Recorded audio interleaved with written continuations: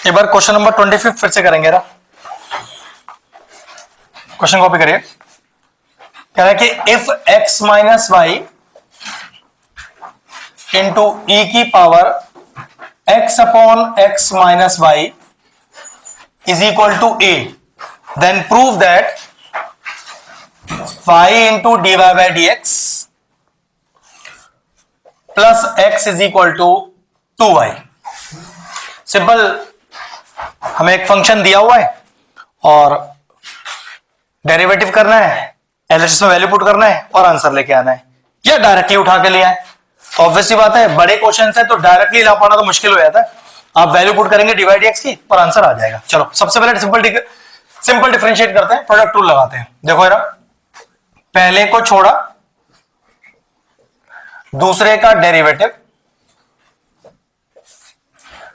Plus दूसरे को छोड़ा पहले का डेरिवेटिव इज इक्वल टू में 0। ठीक, अब जरा अगला स्टेप देखो। जिसको छोड़ा वो तो छोड़े ही गया, कुछ करना ही नहीं है। अब सबसे पहले देख करो इसमें क्या आएगा, e की पावर x का e की पावर x, लेकिन x तो लिखा नहीं है, फिर से करेंगे डेरिवेटिव। ठीक, प्लस ये तो छोड़ा हुआ टर्म है तो उससे तो कोई मतलब ही नहीं, छोड़े रहने दो इसे। इसका डेरिवेटिव इज इक्वल टू 0। अब जरा ध्यान से देखने वाला स्टेप देखो, जरा ध्यान से। ये एज इट इज, यहां क्या लगा दूं, क्वोशिएंट रूल लगा देता हूं। डिनोमिनेटर का स्क्वायर, डिनोमिनेटर को छोड़ा न्यूमरेटर का डेरिवेटिव, माइनस न्यूमरेटर को छोड़ा और डिनोमिनेटर का डेरिवेटिव कितना,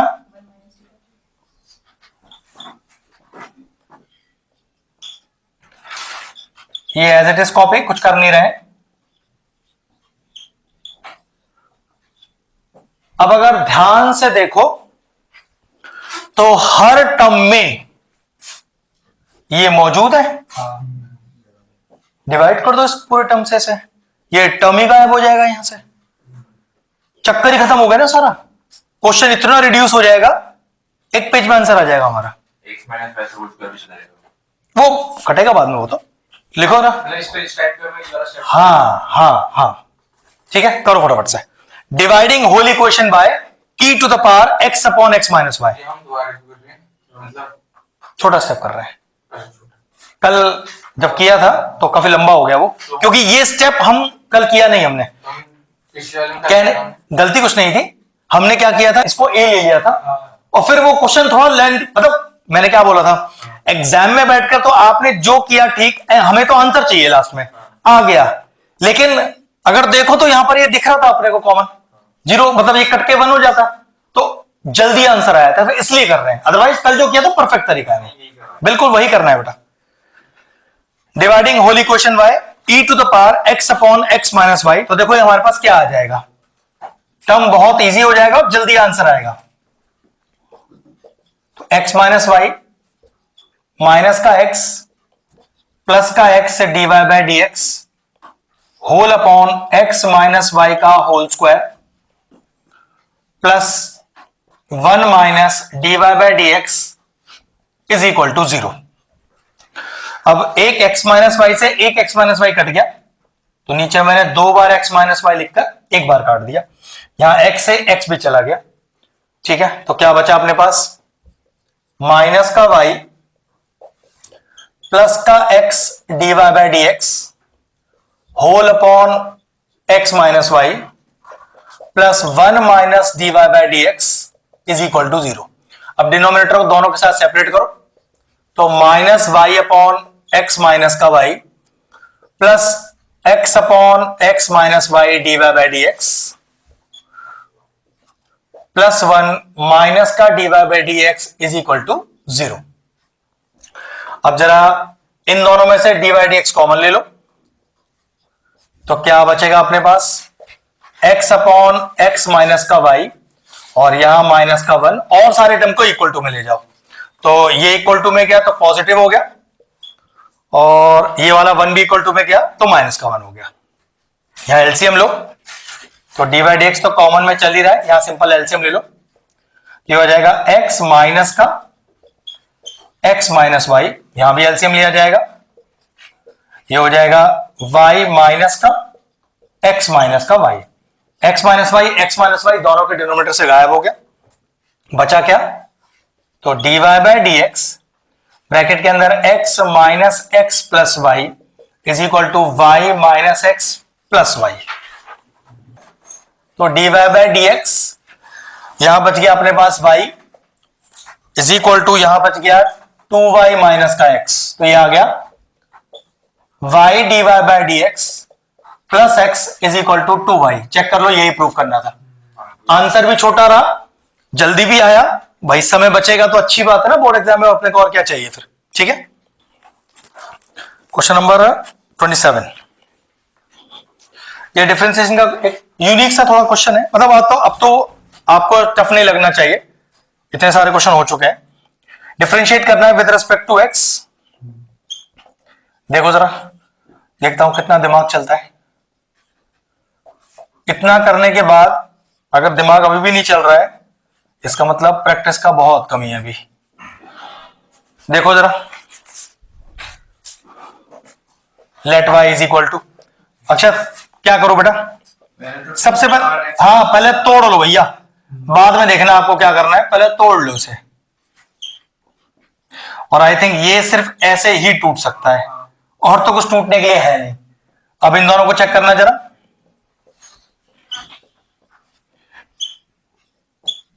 ठीक है, और नीचे चेक करना है,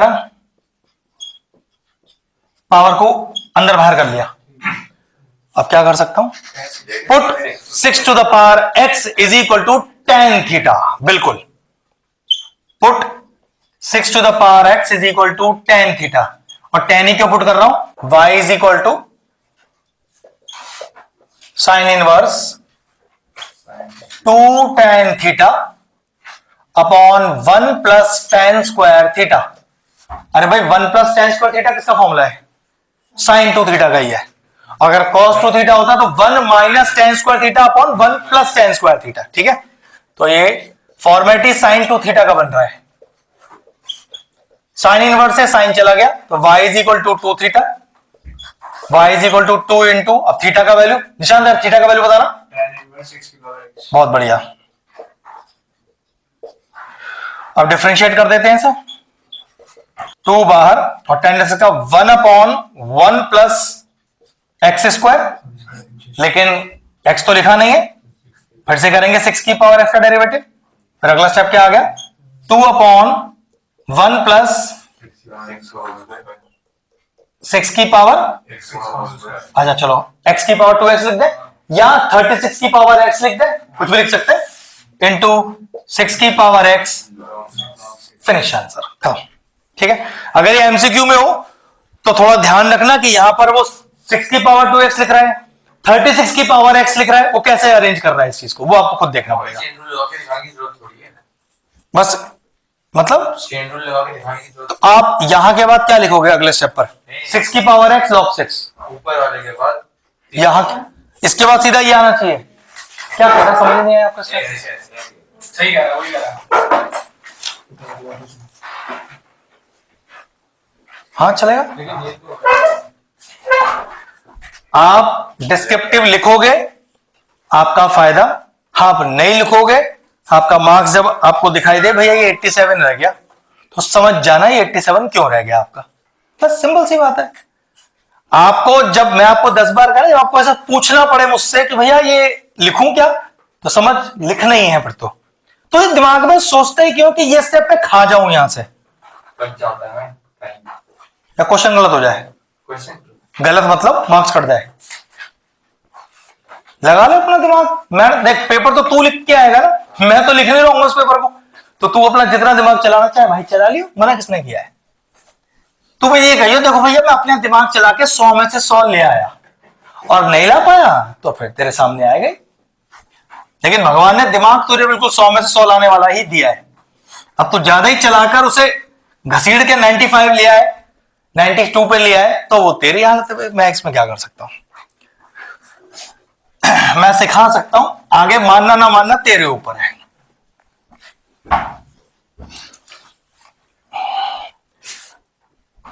आज एक हमारे टॉपर का रिजल्ट आया है स्कूल का। टॉपर नंबर बता दो फिर अपने। ये इसको कह रहा था भैया मेरे ज्यादा आएंगे, मैंने कहा था इतने ही आएंगे, चिंता मत कर। हाँ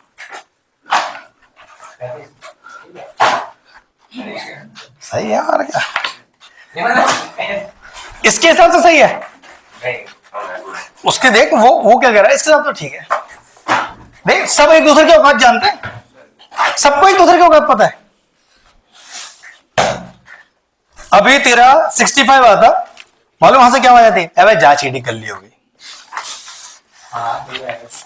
मैं जानता हूं वाली बात, क्योंकि जितना आप दिमाग चलाते हो 65 आप ला ही नहीं सकते हो। 35 सब हाँ इतने तो आई, इसके इतने ही आएंगे, ऐसा है तेरा दिमाग। देख ले, लोग ऐसा सोचते हैं तेरे बारे में। किसी को लगा इसको क्या 35, ये क्या कहेंगे, अरे नहीं भैया झूठ बोल रहा है, इसके कहां 35 आएंगे। सोच कितना अंतर फर्क पड़ता है इन सब बातों का। आप जैसा बिहेव करोगे दूसरों के अंदर अपना वही बना लोगे। इसको 35 बोले, सबको हाँ आ जाएगा 35, भाई फेल भी हो सकता है तो, हाँ फेल भी हो सकता है तो बहुत बड़ी चीज नहीं है। चलो 35 लिया है, बहुत है। फेल तो नहीं हुए, नाक तो नहीं कटाई। अब कर लो भाई मेहनत। तुम कर रहे हो सर? कर रहे हो। शादी वादी खत्म हो गई, सब फिनिश। चलो क्वेश्चन नंबर 28, फटाफट भाई। और एक बार चेक करो अपना होमवर्क फटाफट से। देखो 2 टाइम्स है कि नहीं, 50 क्वेश्चन पेनल्टी करनी है, अगर 2 टाइम्स नहीं है तो देख लीजिएगा सारे क्वेश्चन 2 टाइम्स है कि नहीं।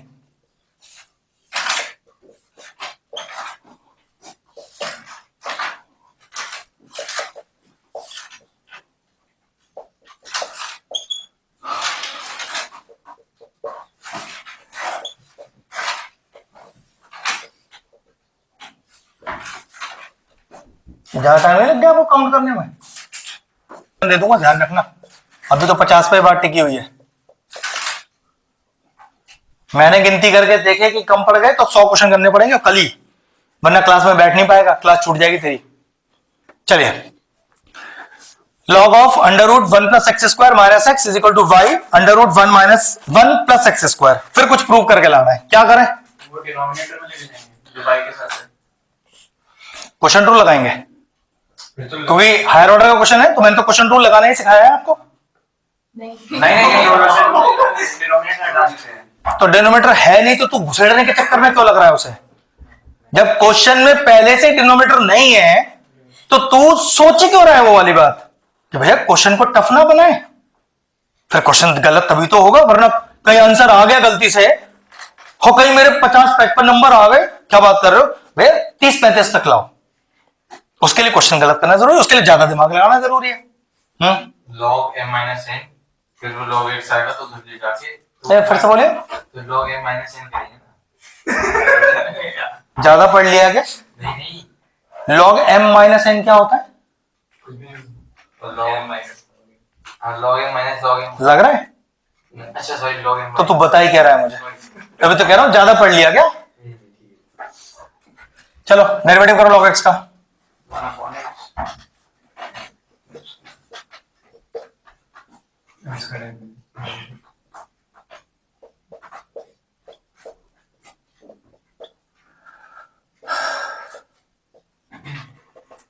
इक्वल टू में क्या कर रहा है? क्या कर रहा है इक्वल टू में? समझ नहीं आ रहा मुझे। इधर तो कर दिया डेरिवेटिव मैंने, इधर समझ नहीं आ रहा। तो बताइए क्या कर रहा है? अगर मैं तुझसे पूछूं तुझे क्या करना है तो तू मुझे क्या जवाब देगा? अभी इक्वल टू में क्या करना है?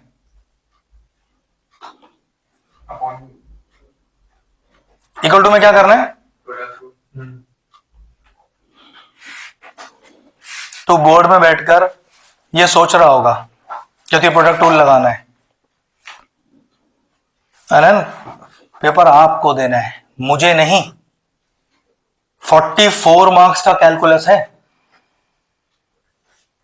बहुत समय है तेरे पास घर पे तैयारी करने के लिए। खूब कर ढंग से, अभी तू ये आइडेंटिफाई नहीं कर पाया कि इसमें प्रोडक्ट रूल लगेगा, तो तू टफ क्वेश्चन सॉल्व कर लेगा? खुद सोच के देख यार। पहले को छोड़ा, दूसरे का डेरिवेटिव,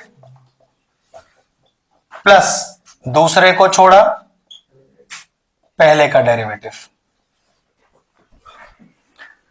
चलो कितना आया? ये तो एज इट इज, इसको कुछ करना ही नहीं है। चलो यहां करते हैं, लगाओ एक्स की पावर एन,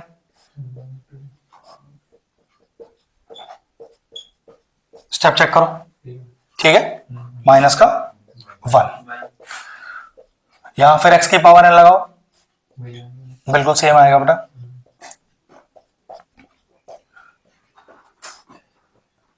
ये तो एज इट इज ही कॉपी हो गया स्टेप, ठीक है ना। कुछ कट पिट रहा है जी? बिल्कुल कट रहा है। ये 2 से 2 चला गया, काटेंगे जी जब वो लिखेंगे। अभी जो स्टेप लिख रहे हैं उसे सॉल्व कर रहे हैं बेटा।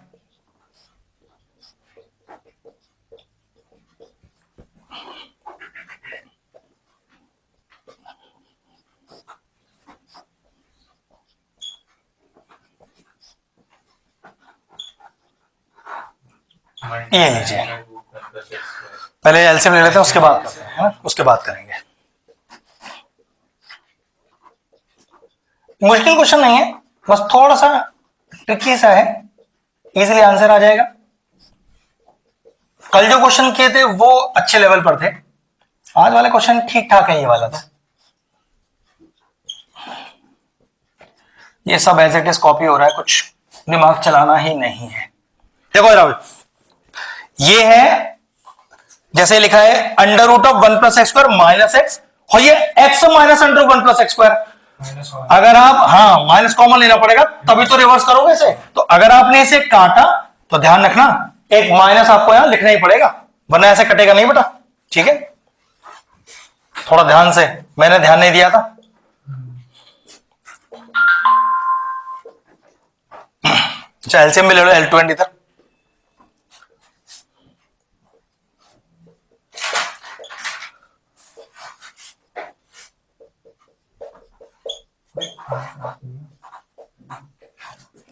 ये कैंसिल आउट हो गया, तो -1 is equal to X Y plus 1 plus X square. अब चेक कर लो किस तरह का आंसर अपने को चाहिए था, बस -1 को उधर ले आओ, आ गया आंसर अपना। तो ये हो गया 1 plus X square D Y by D x plus का एक्स वाई प्लस का 1 इज इक्वल टू 0। ये लीजिए, फिनिश हो गया। चलिए क्वेश्चन देखिए, y is equal to sine x minus का कॉस एक्स की पावर में साइन एक्स माइनस का कॉस एक्स, डिवाइड एक्स निकालना है। सिंपल मैडम, क्या करना है, स्टार्ट कैसे करें क्वेश्चनों को, कौन सा डेरिवेटिव का तरीका लगेगा इसमें वो बता। क्यों लगाएंगे लॉग, या कहूं कि कब लगाते हैं लॉग? गलत, जब पावर न्यूमरल नहीं होती तब लॉग ही लगाते हैं, और इस क्वेश्चन को बिना लॉग लगाए आप सॉल्व ही नहीं कर सकते, कोई तरीका ही नहीं है अपने पास। तो taking log on both sides, चलो फटाफट से, यही इस क्वेश्चन को कॉन्सेप्ट था, ठीक है। Taking log on both sides, तो log y equal to log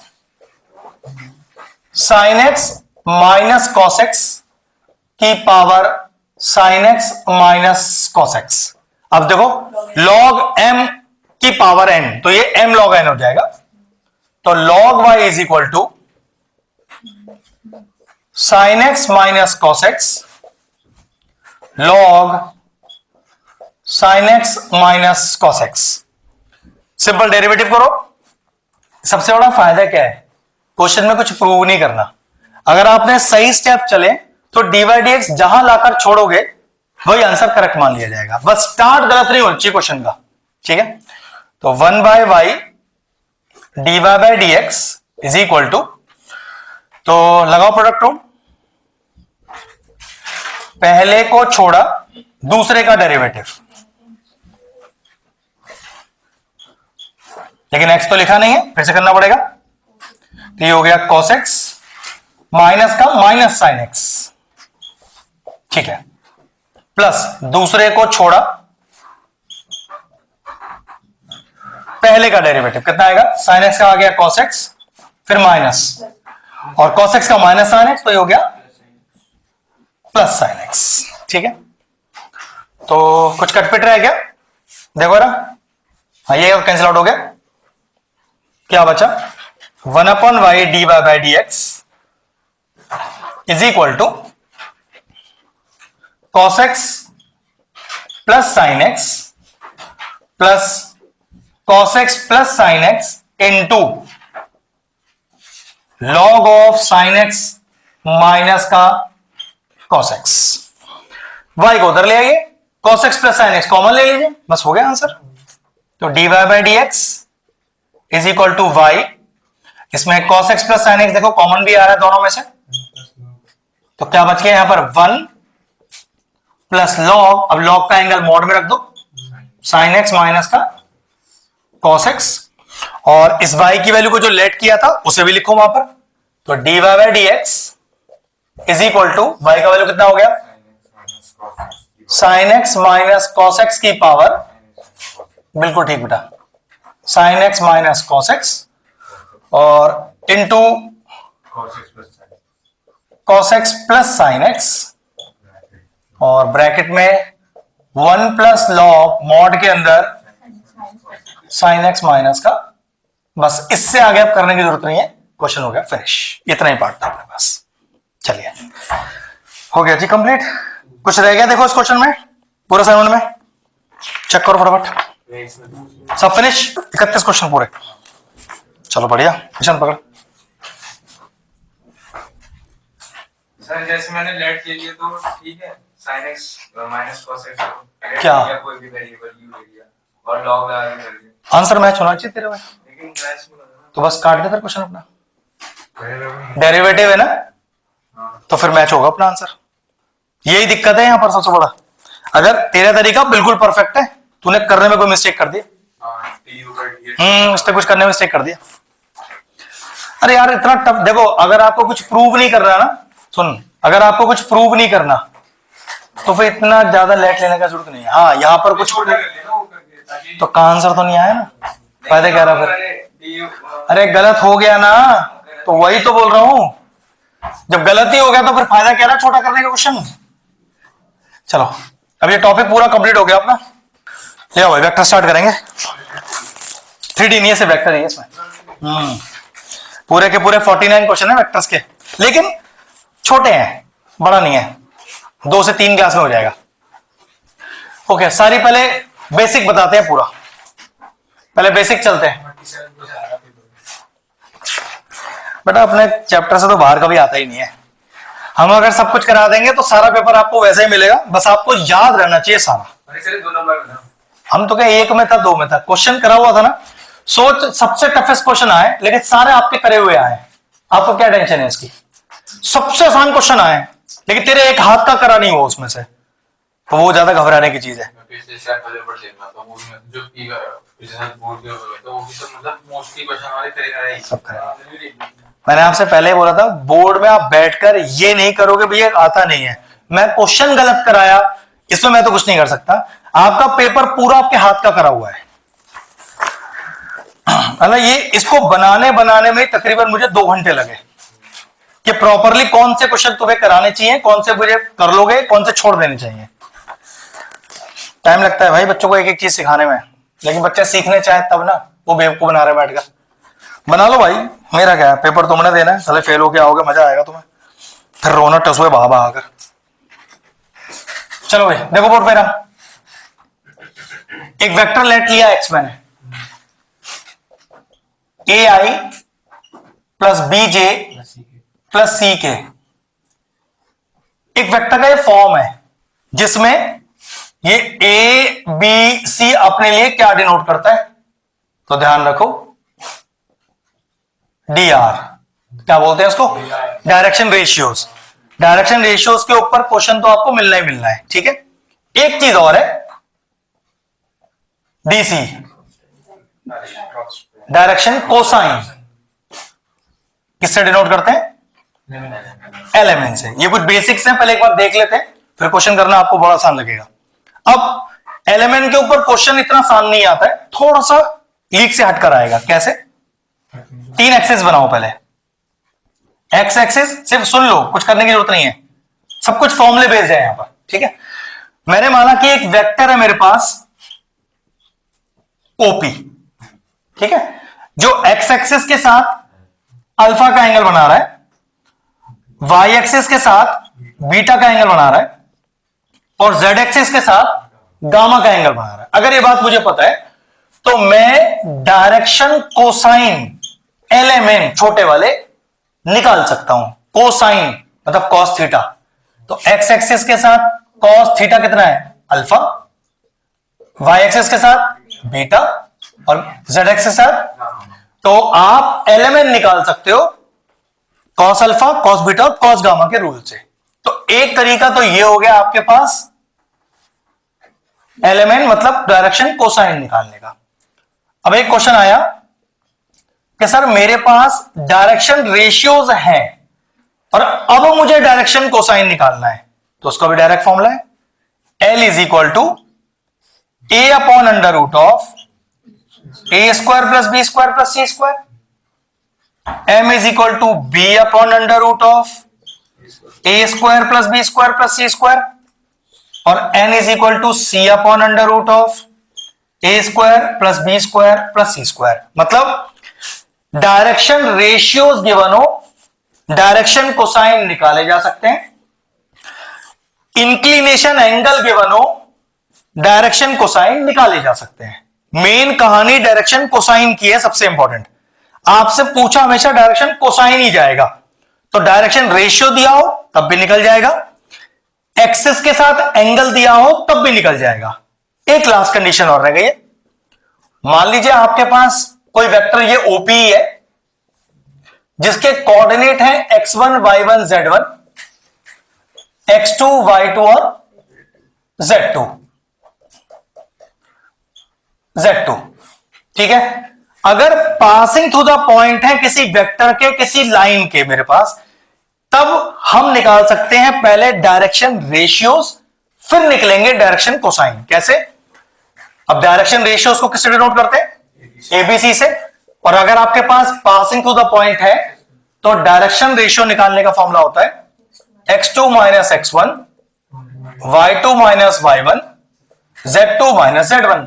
सोचो आपने एबीसी निकाल लिए, निकाल लो एलिमेंट अपना, ठीक है। तो डायरेक्शन कोसाइन निकालने के 3 मेथड है।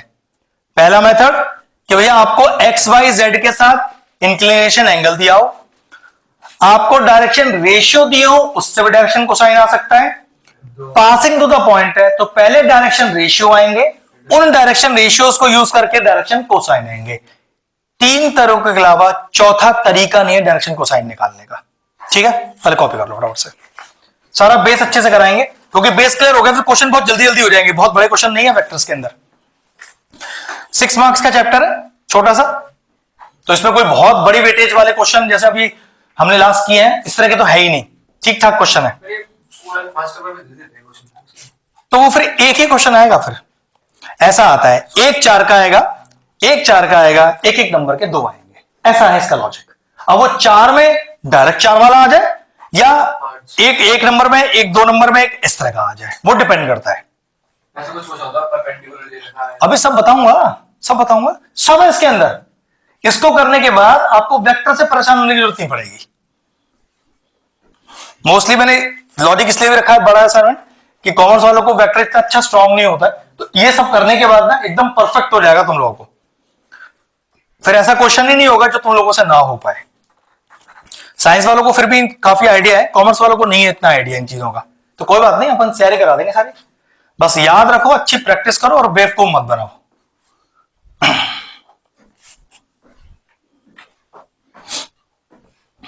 तो अब आखिरी मौका है, और मौका नहीं है हमारे पास रिवाइज करने का। अब सीधा मैजिक क्लास में आएगा नंबर, उसमें तो काफी टाइम है अभी। ये सबसे इंपॉर्टेंट कहानी है डायरेक्शन रेशियो, डायरेक्शन कोसाइन की। बहुत सारी चीजें जुड़ी हुई हैं बेटा इससे। ठीक है निशान जी, ये सब याद है कि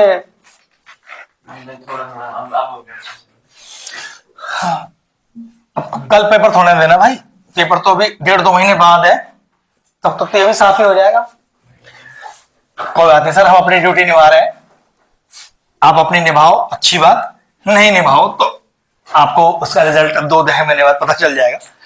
निभा लो भाई, समय बहुत है आप लोगों के पास अभी। डॉट प्रोडक्ट या फिर स्केलर प्रोडक्ट कुछ भी हो सकता है,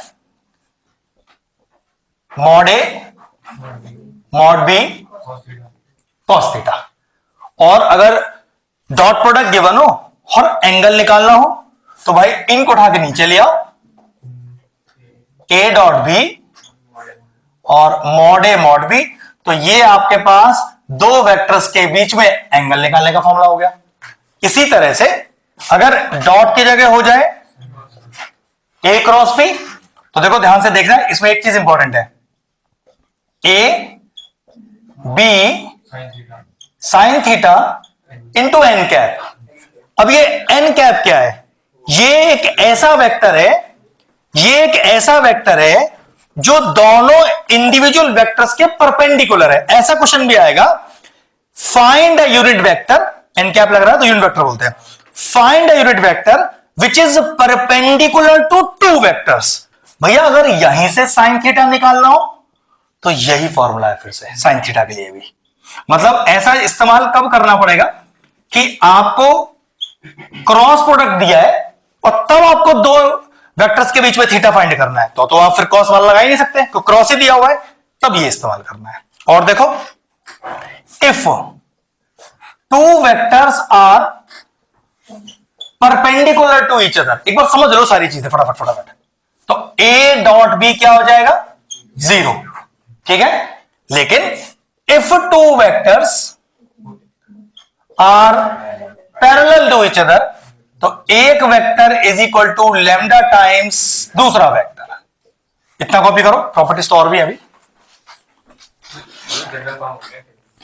ये बहुत ज्यादा इस्तेमाल होगी। देखो जब मैं कराऊंगा, क्वेश्चन तो बहुत जल्दी जल्दी हो जाएंगे इसके, हो सकता है 2 क्लास में पूरे 48 क्वेश्चन 49 क्वेश्चन पूरे हो जाए 2 क्लास के अंदर ही। तो क्वेश्चन की लंबाई नहीं है ना बिल्कुल भी, छोटे छोटे ट्रिक्स वाले क्वेश्चन है और बहुत रिपीट भी है, बस मैंने वैल्यू चेंज कर दी कि आप लोग अच्छे से प्रैक्टिस कर लो। कुछ यूनिक चीजें भी हैं, कुछ ऐसे क्वेश्चंस जो हमने बिल्कुल ट्राई नहीं किए, मतलब नए लेवल के क्वेश्चंस है सब वही 1 मार्कर 2 मार्कर, बड़ा क्वेश्चन नहीं है कोई भी। बड़े वाले सब ऑलरेडी कर चुके हैं, एक बार फिर से करेंगे उन्हें बस। एरिया ऑफ ट्राइंगल निकालने का formula half mod A cross B. पहले समझ लो, एरिया ऑफ पैरेललोग्राम निकालने का formula mod A cross B, simple. अब क्वेश्चन कैसे है कि find area of parallelogram when diagonals are given. मतलब जो दो वेक्टर दिए हुए हैं वो एक्चुअल में डायगोनल को डिनोट करते हैं, तब एरिया ऑफ पैरेललोग्राम क्या होगा? तो ध्यान रखना, ट्राइंगल का ही फॉर्मूला लग जाएगा उस केस में, हाफ ए क्रॉस बी, मॉड लगाकर कॉपी करो। होगा, क्यों नहीं होगा? वो कोई एक सेट ऑफ पेपर नहीं था ना, वो मल्टीपल सेट्स को मिला के आता है ना। मैं देख रहा था क्योंकि मुझे वो कोई भी पेपर में मिला नहीं इसमें। तो तुझे क्यों मिलेगा पेपर? अगर तुझे मेरा पेपर तुझे मिल जाएगा पहले से ही, तो भाई फिर अंतर क्या रह गया इस बात में? तू ढूंढ तो उस पर टाइम खराब कर, ना कि वो सारे क्वेश्चन करने में टाइम खराब कर। मतलब पढ़ ही तो रहा था। क्या पढ़ रहा था? तो तुझे क्वेश्चन क्या करना है? तू तो सॉल्यूशन निकाल सारे क्वेश्चनों के। निकाल लिए? ये बात कर, फिर क्वेश्चन क्यों ढूंढ रहा है? तेरे लिए कोई ऐसा क्वेश्चन है जो तू ना कर पाए?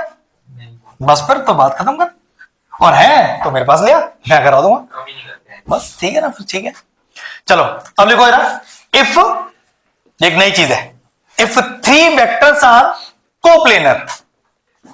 इफ 3 वेक्टर्स, मान लो ए बी सी है, आर कोप्लेनर, तो लिखिए then their determinant is 0, then their determinant is 0, ठीक है। ये सॉल्व करते समय बताऊं। अब क्वेश्चन कैसा है कि कोप्लेनर है, लैम्डा की वैल्यू निकाल दीजिए, प्रूव करके दिखाओ कोप्लेनर है कि नहीं, तो डिटरमिनेंट को 0 प्रूव करेंगे। ठीक है, ज्यादा कुछ नहीं है खास करने के लिए। एक छोटी सी चीज नहीं थी, हो सकता है नहीं मिले आपको एग्जाम में चीज, लेकिन फिर भी पता होनी चाहिए। चलो नेक्स्ट टॉपिक देखो, आई डॉट आई बराबर जे डॉट जे बराबर के डॉट के, तीनों की वैल्यू क्या है 1। लेकिन अगर ऐसा आ जाए आई डॉट जे, या फिर आ जाए जे डॉट के, या फिर आ जाए के डॉट आई, तो जवाब बराबर हो गया 0 के। ठीक है, अब क्रॉस की कहानी बिल्कुल डिफरेंट है। वो कैसे चलती है देखो, आई जे और के। जो कैसे, अगर मैं लिखूंगा कि आई क्रॉस जे तो आंसर इज के। फिर मैंने लिखा आपके लिए, हाँ, तो याद रखना ये साइक्लिक चलता है हमेशा, इज इक्वल टू आई। लेकिन अब मुझे देखो आई क्रॉस जे कर दिया, जे क्रॉस के कर दिया, अब के क्रॉस आई लिखना चाहिए मुझे, लेकिन मैं क्या लिख रहा हूं आई क्रॉस के। तो भैया आपको जे की जगह क्या लिखना है, बस ये ध्यान रखना है। ठीक है, कॉपी करो सब फटाफट से। तो ये क्रॉस में हमेशा साइक्लिक होता है, जल्दी जल्दी कॉपी कर लो। ये रूल सबसे इंपॉर्टेंट है, क्वेश्चन इतनी बड़ी चीज नहीं है इसके अंदर, क्वेश्चन तो फटाफट फटाफट करते चले जाओगे, रूल्स याद रहने चाहिए।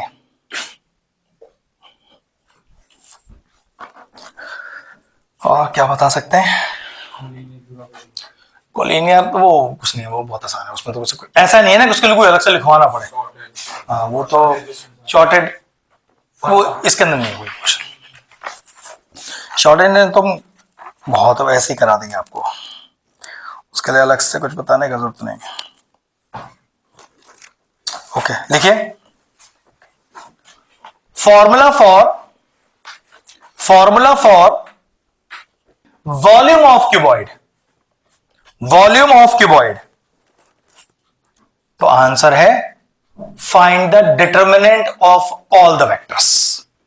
सिंपल डिटर्मिनेंट सॉल्व कर दीजिए, जो फाइनल आंसर आएगा वही आपका वॉल्यूम हो जाएगा उस क्यूब का, क्यूबॉइड का। ठीक है, अभी लिख लो सारी चीजें। जैसे हमने सॉल्व करके इसके डिटरमिनेंट्स की वो निकाल दिया, मॉड निकालेंगे उसके बाद बस मॉड उसका बताऊंगा, सब बताऊंगा, चिंता ना करो। बस एक बार याद रख के अगर वॉल्यूम मांग रहा है तो तुझे फाइंड क्या करना है, डिटरमिनेंट फाइंड करना है, फिर डिटरमिनेंट फाइंड करके लास्ट में उसका मैग्नीट्यूड निकालना है, ये अब आएगा। ठीक है, और क्योंकि क्यूब वॉल्यूम निकाल रहे हैं तो लास्ट में क्यूबिक यूनिट्स लगाना है पीछे। ठीक है, ओके।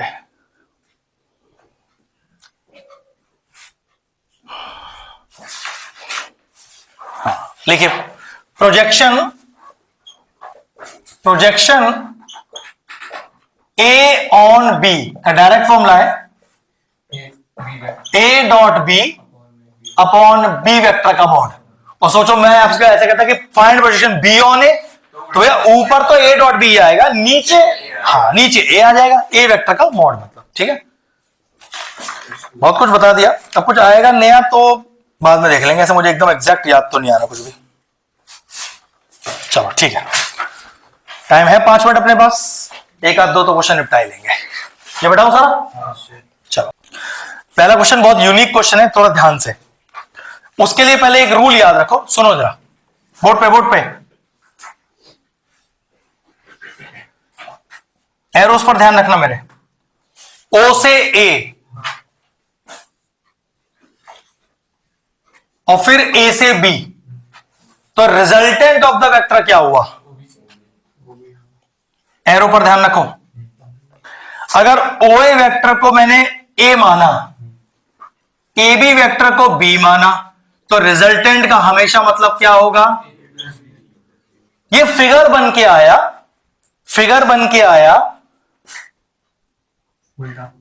एरो उल्टा आया और कह रहा है now find the resultant of the vector according to the given figure. तो क्या लिखूं,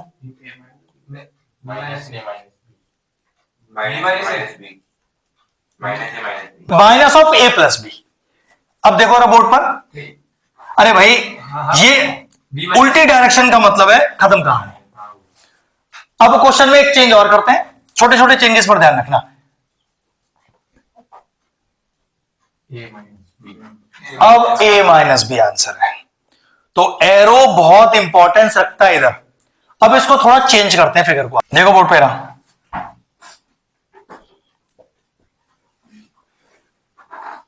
एरोस पर ध्यान।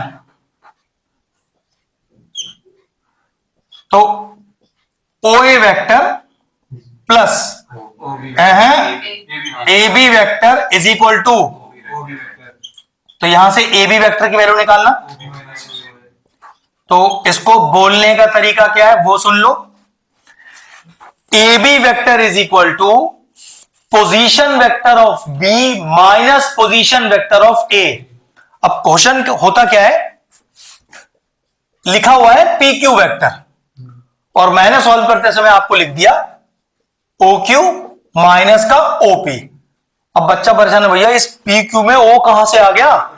तो भाई ये ए बी में भी ओ कहां से आया? तो ऑब्वियस सी बात है, मैंने लगाया है ट्राइंगल लॉ ऑफ एडिशन, वहां से ये ओ आया है। तो ये लिखते समय आप परेशान मत रहना कि ओ कहां से आया। अब इसको थोड़ा सा स्लाइड चेंज करते हैं आपके लिए। देखो बोर्ड पे जरा, जरूरी नहीं है यहां पर ओ लिखा हो, मतलब हम पोजीशन वेक्टर की बात नहीं कर रहे आपसे, ध्यान से, बस ध्यान एरो पर रखना। उसी के ऊपर बेस्ड है हमारा पहला क्वेश्चन, ठीक है? चेक करना, ए बी, हाँ एरो ठीक है, plus B C is equal to, यही लॉजिक है ना? परफेक्ट है। अब आ जाओ जरा एक सेकंड, क्वेश्चन नंबर 14 पर। Question number 14, if A B C are the vertices of a triangle, कोई दिक्कत? ये बी यहां को लिख दिया, यहां है। If A B C are the vertices of a triangle, then what is the value of, जरा बोर्ड पर ध्यान से देखना, ए बी वेक्टर, बहुत बेहतरीन क्वेश्चन था, B C vector plus C A vector, मतलब मुझे इसकी वैल्यू डिफाइन करनी है इस ट्राइंगल से। तो लॉ तो मुझे पता है कि भैया A B vector is equal to B C vector is equal to A C vector, लेकिन प्रॉब्लम है वो तो सी ए मांग रहा है। तो पहले यहां सी ए कैसे बनाऊं? देखो ध्यान से, is equal to minus of C A vector, और उसको उधर पे ले आऊं, फिर मैं ले आओ इधर। तो A B vector plus B C vector plus C A vector, तो भाई हमारा आंसर क्या आ गया? 0। ये आते हैं वेक्टर के इस तरह के धांसू क्वेश्चन, ट्रिकी क्वेश्चन है। लॉ ऑफ ट्राइंगल वाला रूल लगाकर उसने एक वैल्यू निकलवा लिया हमसे। चलो कॉपी करो, 14 क्वेश्चन हो गया हमारा। इसलिए दिमाग बहुत सॉलिड चाहिए वेक्टर करते समय। इसमें हमें क्या ट्रायंगल बना के आपको क्वेश्चन में कह रहा है कि A B C are the vertices of a triangle, find the value of this. तो इस वैल्यू को निकालने के लिए पहले आपको ट्राइंगुलर लॉ ऑफ एडिशन आना चाहिए। अगर ट्राइंगल लॉ ऑफ एडिशन आता है तो ये क्वेश्चन बड़े आसानी से सॉल्व हो जाएगा। बोले बताइए, ठीक है निशांत? ठीक है, बहुत शानदार क्वेश्चन था, है 1 मार्कर ही, लेकिन ये 1 मार्कर हो नहीं पाएगा अगर आप समझ नहीं आया तो ढंग से। 0 आएगा। ट्राइंगल लॉ ऑफ एडिशन के लिए जरूरी नहीं कि ओ भाई, क्वेश्चन ऐसा भी हो सकता है, तभी वो क्वेश्चन बनेगा अपने लिए, ठीक है? ठीक, अब इसका एक क्वेश्चन और करते हैं, पहला वाला यूनिक सा क्वेश्चन है, वो भी पेपर में आएगा तो परेशान करेगा जरूर। लास्ट क्वेश्चन ये बेटा, the two vectors i plus J, sorry j plus के, और दूसरा है 3i माइनस का j प्लस का 4k, represent two sides A B vector और ए सी वेक्टर। ध्यान रखना, ट्राइंगल तो ए बी सी ही होता है, जिसमें देखो ओ नहीं है इस बार। बोर्ड पे देखो सब जरा, अगर मैं देखो ध्यान से, ए बी और हिसाब से तो बी सी और फिर ए सी, लेकिन इस बार अपने पास क्या क्या है? एक तो ए बी है और एक ए सी है। अच्छा अच्छा क्वेश्चन क्या कर रहा है वो देख लो। Find the length of the median through A. अब मालूम है थोड़ा सा मिस्टेक मेरा क्या है, हमने ट्रायंगलों को इस तरह सीखा है ना, इस फिगर को ऐसे बनाओ ही मत। देखो कैसे बनाओ, क्योंकि यहां पर कोई आपसे डिवीजन तो मतलब कोई सम या रिजल्टेंट तो निकलवा नहीं रहा, तो इस वाले फिगर का इस्तेमाल ऐसा ना करके देखो ऐसे कर सकते हैं, क्योंकि कॉमन पॉइंट क्या है अपने पास और निकालने के लिए क्या बोल रहा है, तो सोचो ऐसा ट्रायंगल ना बना लिया इसके लिए। हाँ नॉर्मल वाला बिल्कुल, मतलब दिमाग में रखना जरूर, स्टार्ट ऐसे ही करना। पीछे वाले क्वेश्चन में यही ट्रायंगल लगा, तो अपने को दिमाग इसी पे रखना है, क्योंकि अब यहां कोई समवम तो निकालना नहीं अपने को, तो क्यों बनाए। देखो ए बी ए सी और हमसे क्या मांग रहा है, मीडियन एम। तो what is median M, M का मतलब हो गया, मीडियन का मतलब हो गया कि ये साइड बाइसेक्टर है, एम मिड पॉइंट हो गया बीसी का, तो डायरेक्टली लिखेंगे हाँ वही है ये, A B vector plus A C vector हो गया मीडियन आपके लिए। ए बी आपके पास है, डालो सीधा, जे प्लस के, ए सी आपके पास है 3i माइनस जे प्लस 4 के होल अपॉन में 2, चेक करो कितना आएगा, तो 3i जे से जे चला गया प्लस 5k बाय 2। अब देखो बाय 2 के लिए क्या करो, दोनों को इंडिविजुअल दो इस तरह का, और देखो इक्वेशन ऑफ मीडियन नहीं मांगा है, लेंथ ऑफ द मीडियन मांगा है। मतलब अब क्या निकालना है अपने को लास्ट में, एम का मॉड या मैग्नीट्यूड, वो क्या होता है अंडर रूट ऑफ आई के कोफिशिएंट का स्क्वायर प्लस जे के कोफिशिएंट का स्क्वायर, जो कि है नहीं अपने पास, और के के कोफिशिएंट का स्क्वायर, और क्योंकि लेंथ निकाल रहे हैं तो पीछे क्या लगाना पड़ेगा, यूनिट्स। अब इसे सॉल्व कर दीजिए फटाफट से, हो गया काम अपना। बहुत बढ़िया क्वेश्चन था बेटा ये वाला। इसमें एक तो ट्रायंगल हमें ये वाला नहीं बनाना था, दूसरा बनाना था, जिससे आपको थोड़ा समझ में अच्छे से आ जाए। और देखो एरोस पर अगर ध्यान दे तो बोर्ड पर ए बी